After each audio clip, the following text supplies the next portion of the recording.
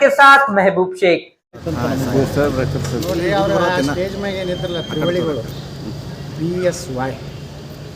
B ಅಂದರೆ ಭೀಮಣ್ಣ ಖಂಡ್ರೆ ಪರಿವಾರ, S ಅಂದರೆ ಶಾಮನೂರು ಶಿವಶಂಕರ ಪರಿವಾರ, ವೈ ಅಂದರೆ ಯಡಿಯೂರಪ್ಪ ಪರಿವಾರ. ಮತ್ತು ಅವರು ಬೀಗರು ಅವರು ಜಾತಿ ಕಾಲಮ್ನಾಗ ಏನು ಬರ್ಸ್ಯಾರ ಅನ್ನೋದು ಹೇಳಿ. ಅವ್ರ ಜಾತಿ ಕಾಲಮ್ನಾಗ ಏನು ಬರ್ಸ್ಯಾರ, ವೀರಶೈವ ಲಿಂಗಾಯತದ ಬರ್ಸ್ಯಾರ. ಅದ್ರಾಗ ಫಲಾನುಭವಿಗಳು ಅದಾರ ಅವರು ಎಲ್ಲ ಏದಾಗೋದು. ಈಗ ನಮ್ಮ ಪಂಚಮಸಾಲಿಗಳಿಗೆ ಉಳಿದ ಜನಾಂಗದವ್ರಿಗೆ ನೀವು ವೀರಶೈವ ಲಿಂಗಾಯತರದ್ದು ಬರ್ಸತ್ರಿ, ನಮ್ಗೆ ಹಿಂದುಳಿದ ಯಾವುದೇ ಫೆಸಿಲಿಟಿ ಸಿಗೋದಿಲ್ಲ.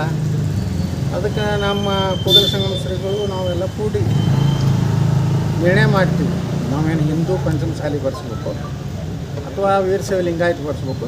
ಇನ್ನು ಕೆಲವೇ ದಿವಸನಾಗ ಒಂದು ಸಭೆ ಕರೆದು ನಿರ್ಣಯ ಮಾಡಿ ನಮ್ಮ ಹಿಂದೂ ಪಂಚಮಸಾಲಿ, ಹಿಂದೂ ಗಣಾಣಿಗ, ಹಿಂದೂ ಒಬ್ಬಣಿಗ ಅಂದ್ರೆ ನಮ್ಮ ಮೀಸಲಾತಿ ಸೌಲಭ್ಯ ಸಿಗ್ತಾವೆ.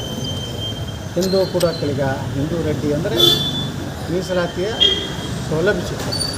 ಮತ್ತು ಅದನ್ನು ಬಿಟ್ಟು ನಾವೆಲ್ಲ ವೀರಶೈವ ಲಿಂಗಾಯತ ನಾವು ಬರ್ಸೋದು ಲಾಭ ಹೊಡೆಯೋರು ಅವ್ರು ಅಂದರೆ ಅದಕ್ಕೆ ನಮ್ಗೆ ಒಪ್ಪಿಗೆ. ಈಗ ಕೂಡಲ ಸಂಗಮ ಸ್ವಾಮೀಜಿ ಕೂಡ ಅದನ್ನೇ ಹೇಳಿದ್ದಾರೆ, ನಾವು ಆ ಥರ ಬರ್ಸಲ್ಲ, ವೀರಶೈವ ಲಿಂಗಾಯತನ ಬರ್ಸಲ್ಲ, ಪಂಚಮಸಾಲಿ ಮೀಸಲಾತಿಗಾಗಿ ನಾವು ಲಿಂಗಾಯತ ಪಂಚಮಸಾಲಿಯನ್ನು ಬರ್ಸ್ತೀವಿ ಅಂತ. ನೋಡಿ ಸರ್, ಇವತ್ತು ಲಿಂಗಾಯತರಲ್ಲಿರುವಂಥ ಎಲ್ಲ ಉಪಜಾತಿಯವರು ಯಾರೂ ವೀರಶೈವ ಲಿಂಗಾಯತರು ಬರ್ಸಿಲ್ಲ. ಹೀಗಾಗಿ ವೀರಶೈವ ಲಿಂಗಾಯತರ ಸಂಖ್ಯೆ ಕಡಿಮೆ ಆಗಿದೆ ಮನೆ ಜಾತಿ ಗಣತಿ ಒಳಗೆ. ಕಾರಣ ಏನಂದರೆ ಅವರಿಗೆ ನಾವು ಅವ್ರಿಗೆ ತಪ್ಪು ಅನ್ನೋದಿಲ್ಲ, ಆ ಸಮುದಾಯದ ಮಕ್ಕಳಿಗೆ ಇವತ್ತು ಶಿಕ್ಷಣದಲ್ಲಿ, ನೌಕರಿಯಲ್ಲಿ ಅವರಿಗೆ ಸೌಲಭ್ಯ ಸಿಗ್ತದೆ. ಮತ್ತು ಉಳಿದ ಲಿಂಗಾಯತರು ಯಾಕೆ ಬರೀ ಲಿಂಗಾಯತರದ್ದು ಬರ್ಸ್ಬೇಕು ಅನ್ನೋದು ಇವತ್ತು ನಮ್ಮ ಮೂಲ ಪ್ರಶ್ನೆ. ಇದು ಸರಿಯಲ್ಲ ಅಂತೀರಿ ಅವ್ರು? ನಾವು ಅದನ್ನು ಚರ್ಚೆ ಮಾಡ್ತೀವಿ. ನಾವು ಮೊದಲು ಈ ದೇಶದಲ್ಲಿ ಇರ್ತೀವಿ ಅಂದ್ಮೇಲೆ ನಾವು ಹಿಂದೂಗಳೇ.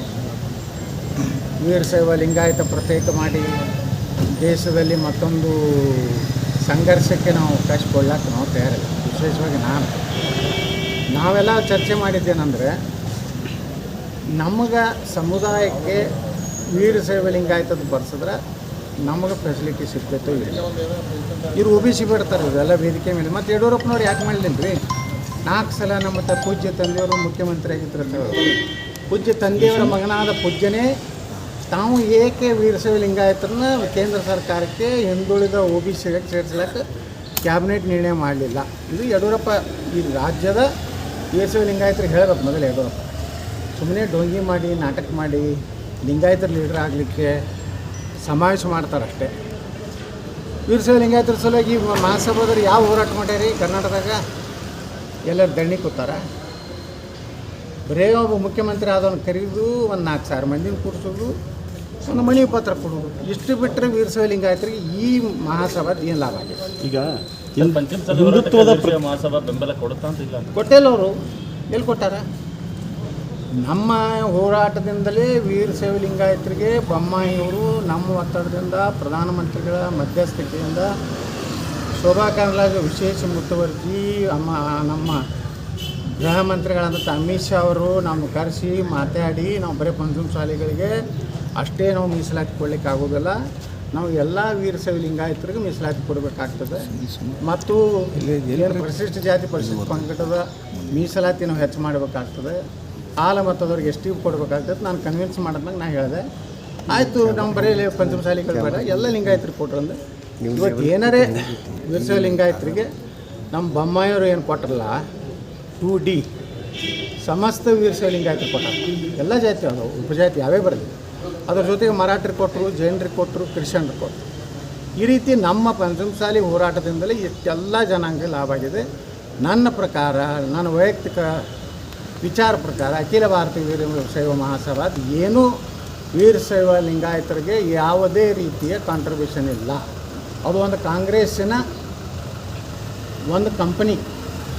ಅಲ್ಲಿರೋರು ಭೀಮಣ್ಣ ಖಂಡ್ರೆ, ಶಾಮನೂರು ಅವರಿಬ್ಬರು ಈ ನಡ್ಬೇಕು ಬಂದಿದ್ದು ಯಡಿಯೂರಪ್ಪ ಸೇರೋದಕ್ಕೆ. ಯಡಿಯೂರಪ್ಪನೂ ಮೊದಲು ಅವ್ರು ತೊಗೊಂಡಿದ್ದಿಲ್ಲ. ಮುಖ್ಯಮಂತ್ರಿ ಆದಮ್ಯಾಗ ಪಾಪ ಅವ್ರ ಮಗಳನ್ನೇನೋ ಮಹಿಳಾ ವೀರಶೈವ ಅಧ್ಯಕ್ಷ ಮಾಡಿ ಒಳಗೆ ಹಾಕ್ಕೊಂಡು 3 ಕಂಪ್ನಿ ಅವರು 3 ಲಿಂಗಾಯತರ ಲೀಡರ್ ಅಂತ ಹೇಳಿ ತೋರ್ಸ್ಲಕ್ಕೆ ಮಾಡಿದ್ದದು. ಅವರೇನು ಲಿಂಗಾಯತರು ಉದ್ಧಾರ ಮಾಡ್ಲಿಕ್ಕೆ ಮಾಡಿದ್ದು. ಆ ಲಿಂಗಾಯತನೂ ಶಬ್ದನೂ ಇಲ್ಲ ಅಲ್ಲಿ. ನೀವು ಹೋಗಿ ನೋಡ್ರಿ, ಅಲ್ಲಿ ಅಖಿಲ ಭಾರತ ವೀರಶೈವ ಮಹಾಸಭಾ ಐತಿ, ಅದು ಬಯಲಾದಾಗ ಅಮೆಂಡ್ಮೆಂಟು ಆಗಿಲ್ಲ. ಈಗ ಲಿಂಗಾಯತರದ ಅನಿವಾರ್ಯ ಐತತ್ತು, ಲಿಂಗಾಯತರದ್ದು ಬಡ್ದಾಡಕತ್ತ. ಎಲ್ಲಿವರೆಗೆ ಮೀಸಲಾತಿ ನಮಗೆ ಉಪಜಾತಿ ಆಧಾರದ ಮೇಲೆ ಸಿಗ್ತದೆ ನಾವು ಮೀಸಲಾತಿ ಅದಕ್ಕೆ ನಾವು ಹೇಳೋದು. ನಾಳೆ ನಾವು ಒಂದು ವೇಳೆ ಹಿಂದೂ ಪಂಚಮಸಾಲಿ ಅದು ಬರ್ಸಿದ್ರೆ ನಮ್ಗೆ ಸಿಗ್ತದೆ ಅಂದ್ರೆ ನಾವು ನಮ್ಮ ಸಮಾಜಕ್ಕೂ ಕರೆ ಕೊಡ್ತೀವಿ. ಇನ್ಮ್ಯಾಗ ಹಿಂದೂ ಪಂಚಮಸಾಲಿಗೆ ಬರೀರಿ, ಹಿಂದೂ ಕುಡಕಲಿಗೆ ಯಾರು ಬರೀರಿ, ಹಿಂದೂ ರೆಡ್ಡಿಗೆ ಬರೀ, ಎಲ್ಲರೂ ಹಿಂದೂ ಗಾಣಿಗೆ ಬರೀತಾರೆ. ಈಗ ಅವ್ರು 2A ಸಿಕ್ಕಿದೆ. ಅಲ್ಲೇ ಲಿಂಗಾಯತರ ಬರ್ತಾರೆ ಅಂತ ಯಾರು ಬರೀದಿಲ್ಲ ಅವರು ಯಾರು. ಎಲ್ಲ ಸಮುದಾಯದವರು ಇವತ್ತು ಹಿಂದೂ ಅಂತ ಹೇಳ್ತೀವಿ, ತಾವು ಉಪಜಾತಿ ಬರೀ. ಹೀಗಾಗಿ ಜನಗಣತಿ ಒಳಗೆ ಸಹಜವಾಗಿಯೇ ಲಿಂಗಾಯತರು 6ನೇ ನಂಬರ್ಗೆ ಹೋಗ್ಯಾರ. ಕಾರಣ ಏನಂದ್ರೆ ಉಪಜಾತಿಗಳನ್ನು ಮೆನ್ಷನ್ ಮಾಡಿ ಅದಕ್ಕೆ ವೀರಶೈವ ಮಹಾಸಭಾದವ್ರು ಮೊದಲು ಸ್ಪಷ್ಟಪಡಿಸ್ಬೇಕು. ಕರ್ನಾಟಕದಲ್ಲಿ ಭೀಮಣ್ಣ ಕಂಡ್ರೆ ಅಂದರೆ ಈಶ್ವರ್ ಕಂಡ್ರೆ ಶಾಮನೂರು ಪ್ರಭಾವಿ ಲಿಂಗಾಯತ ಮುಖಂಡರು ಕಾಂಗ್ರೆಸ್ನಾಗ ಮೊದಲ ನಮ್ಮ ಲಿಂಗಾಯತರಿಗೆ ಇಲ್ಲಿ ಮೀಸಲಾತಿ ಕೊಡ್ರಿ. ನಾವೇನು ಮಾಡೀವಲ್ಲ ಬೊಮ್ಮಾಯಿಯವರ ಕಾಲದಾಗ ಏನು 2D ಮಾಡೀವಲ್ಲ ಆ ಮೀಸಲಾತಿಯನ್ನು ಕೊಡ್ರಿ.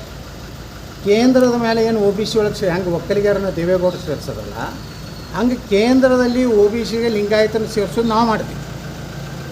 ನಮ್ಮ ಶಕ್ತಿ ಐತಿ. ಈಗ ಬಿಟ್ಟು ನೀವು ನಾಟಕ ಮಾಡ್ಕೋತ ಸುಮ್ಮನೆ ಒಂದು 40,000 ಮಂದಿ ಕುಡಿಸೋದಾಗೆಲ್ಲ 10 ಲಕ್ಷ ಜನ ಸೇರ್ತೀವಿ. ಯಾಕೈತೆ ನೀವು ಮೀಡಿಯಾದವ್ರು ಏನು ಮಾಡ್ತೀರಿ, ಯಾರು ಖುಷಿ ಪಡಿಸೋದು ಆ ಮುಂಜಾನೆ ಒಂದು ಅಟ್ಟೆ ತೊಗೊಂಡು ಭಾರೀ ಜನಸ್ತೋಮ ಶೀಘ್ರದಲ್ಲಿ ಕ್ರಾಂತಿಯ ಸಂಭವ ಹೊಡಿತೀರಪ್ಪ. ನೀವರೇ ಏನು ನಿಮ್ದರಿ ಇವತ್ತರೆಗೆ ಅರವಿಂದ್ ಬೆಲ್ಲದವ್ರನ್ನ ಉಪ ನಾಯಕ ಮಾಡಿದ್ದಾರೆ. ಇದು ಪಂಚಮಸಾಲ ಹೋರಾಟಕ್ಕೆ ಹಿನ್ನಡೆ ಆಗುತ್ತೆ ಯಾಕಂದ್ರೆ ಅವರು ನೋಡ್ರಿ, ಆ ಅರವಿಂದ್ ಬೆಲ್ಲದ ಮೇಲೆ ನಮ್ಮ ಸಮುದಾಯ ನಿಂತಿಲ್ಲ. ಅರವಿಂದ್ ಬೆಲ್ಲದವರು ಅದು ಮುಖ್ಯಮಂತ್ರಿ ಹಿಡಿದು ಈಗ ಉಪನಾಯಕನ ಬಂದೈತಿ. ಅವ್ರಿಗೆ ಉಪನಾಯಕ ಅಲ್ಲ, ಟಿಪ್ ಕೊಟ್ಟಿದ್ರು ತೊಗೋತಿದ್ರು. ಒಂದು ಮನುಷ್ಯಾಗ ಒಂದು लेटेस्ट न्यूज अपडेट्स के लिए YouTube एक्सप्रेस को सब्सक्राइब कीजिए, साथ में बेल आइकॉन को भी क्लिक कीजिए। साथ ही साथ लाइक, शेयर और कमेंट करना ना भूलिए।